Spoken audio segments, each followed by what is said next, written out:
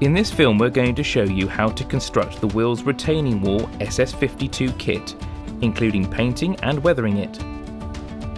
This kit can be used in a myriad of different situations as a retaining wall, either upright, as we're going to produce in this film, or sloping plus other configurations. Before you start modelling, you need the right tools to do the job. We recommend the PECO Tools Kit Builders toolset, the PT200. Again, for this plastic kit we'll be using liquid polyurethane cement, 3 different colours of enamel paints and an acrylic yellow wash to highlight the brickwork. We will also use Helford's red primer as a base coat for the colour of the bricks. Inside the box you'll find your kit and instructions, which you'll need to keep to one side for reference during your build. Lay out the kit and its components in order to familiarise yourself with all its parts. Start by removing all the components from their mouldings. This can be done with a pair of plastic cutters or a Stanley blade. Then take each of the components and remove any plastic burrs or rough edges from all the kit's parts using a file to clean the edges. This will allow all the components to fit together properly. Each of the arch mouldings will need to be cut back by 7mm on each of the joining edges. There are deep moulded guidelines on the back of each sheet to show you where to cut. Once cut, make the ends good by filing the edges so you get a seamless join. Cement the upright reveal edges of the arches to their miters. Then, using the crown strips, form the underside of the arch. As you hold each piece in place, you will need to wait for the glue to set before letting go in order to form a nice curve. Apply cement to the edge of the reveal and the curved crown strip. Then flip the arch over gently and place it on top of the infill panel using the guides.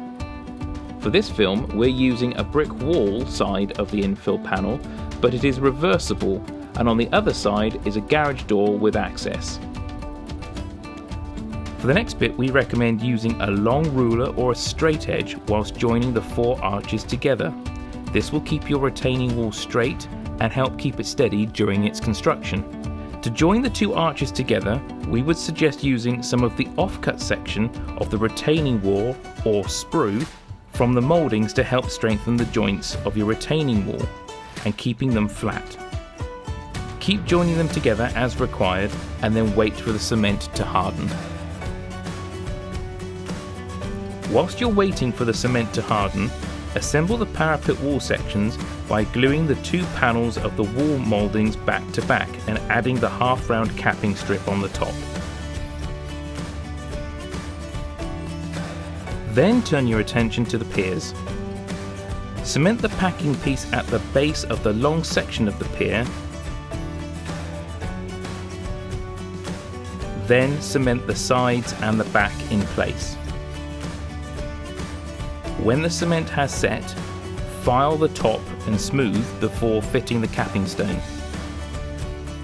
Adding the end brick strip to the bottom of the parapet wall as shown here, making sure it has a small amount of overhang.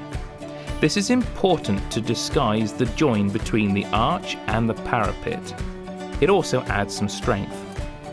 Now gently sand the edges to make sure they are all flush.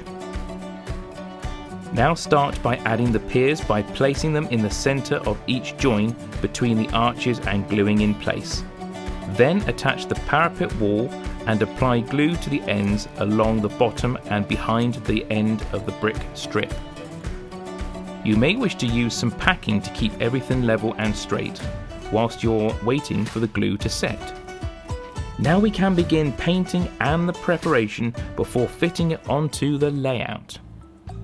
We've used Helford's red primer as a base coat for the wall. You should always use a primer under your paints to get the best finish. But we have chosen the red primer purely because it gives a very good Victorian red brick colour as a base coat. We've also chosen for this particular wall a yellow wash, which allows us to have a more sandy mortar effect on the brickwork. You could use white or you could use light grey or a medium grey. The choice is entirely up to you. With a good sized paintbrush, apply the acrylic wash liberally all over the brickwork. Allow to dry thoroughly between coats to achieve the look you require. To the half circle capping stones, we apply Humbrol 100 terracotta. And then to the capping stones on top of the piers, we painted them Humbrol Matte 66. Then we painted the downpipes in Humbrol No. 3 green, and when dry, we attached them below the centre of the piers, covering up the joins between the arches. And there you have it, a finished retaining wall fit for any railside embankment. I hope you've enjoyed this kit build from PECO TV, and we look forward to seeing you again on another kit build programme in the future.